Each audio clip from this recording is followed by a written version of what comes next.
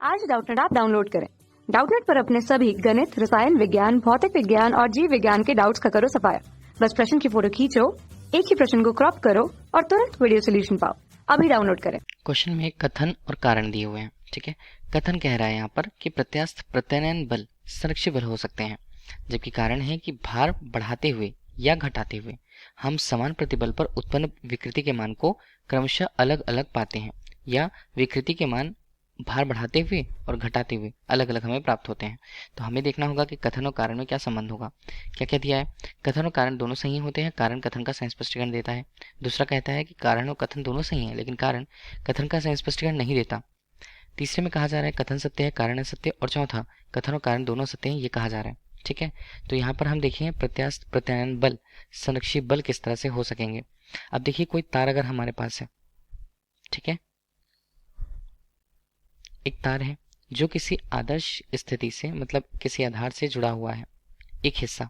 अब दूसरा हिस्सा जो है उस पर हम विरूपक बल लगाएंगे। विरूपक बल लगाएंगे या तो इसे खींचने की कोशिश करेंगे या संपीड़ित करने की कोशिश करेंगे। दो चीजें हम कर सकते हैं। तो F मान लीजिए हम पहले उसे खींचने की कोशिश करते हैं, प्रारंभिक रूप से उसकी लंबाई को हम प्रदर्शित कर देते हैं स्मॉल l से। ठीक है, और इसके अलावा हमने ये बताया कि बल लगाए जाने पर उसमें उसकी लंबाई में होने वाली वृद्धि जो है वो डेल l है। ठीक है, इतना भी हमने कह दिया। यही प्रक्रम हम कुछ इस तरह से करें कि अब अगर हम इस पर संपीड़न बल लगाते हैं, ठीक है, संपीड़न बल लगाते हैं तो इसे भी F करेंगे। चलिए ऋणात्मक हमने मान दे दिया ताकि हम उसे संपीड़ित कर रहे हैं। लंबाई में यहाँ पर परिवर्तन जो हुआ था पहले धनात्मक हुआ था, अब जो लंबाई में परिवर्तन होगा लंबाई वहां पर कम होगी, हम मान के चले। ठीक है, वो भी डेल एल डैश कम होती है, तो ये मान किस में आएगा? निगेटिव, ऋणात्मक में आएगा। एक धनात्मक एक ऋणात्मक।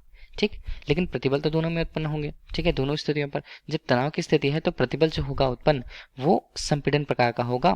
इस तरह से संपीड़ित करेंगे तो जो प्रत्यानयन बल होगा वो तन्य प्रकार का होगा। ठीक है, ये कंडीशन हमने दोनों ने ले ली।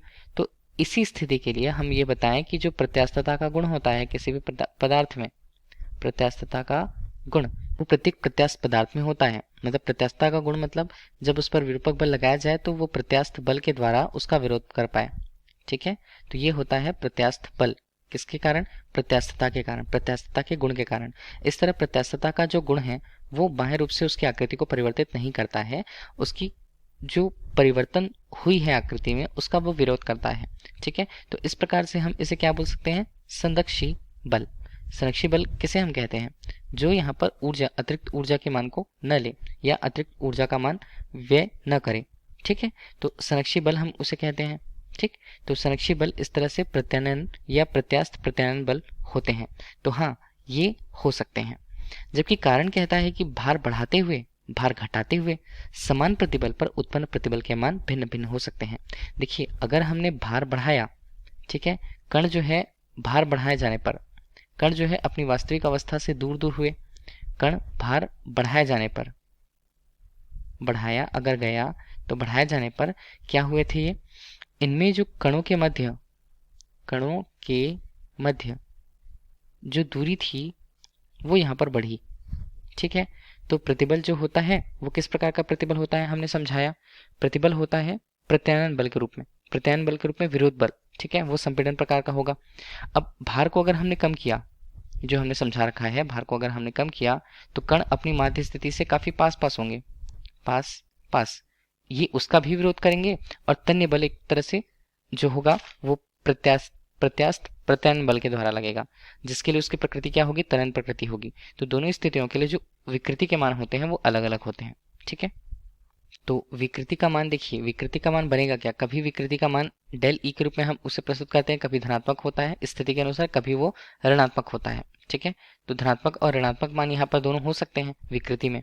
तो इसलिए हम कहते हैं कि उत्पन्न विकृति के मान जो है अलग अलग स्थितियों पर अलग अलग होंगे। ठीक है, तो ये भी सही है, कथन भी सही, कारण भी सही, कारण कथन का सही स्पष्टीकरण भी देता है। तो ऑप्शन ए यहाँ पर सही होगा। Thank you. कक्षा 6 से 12वीं से लेकर नीट, IIT, JEE वो एडवांस के लेवल तक 1 करोड़ से ज्यादा छात्रों का भरोसा। आज ही डाउनलोड करें डाउटनेट ऐप या व्हाट्सएप करें अपने सारे डाउट्स 8400 400 400 पर।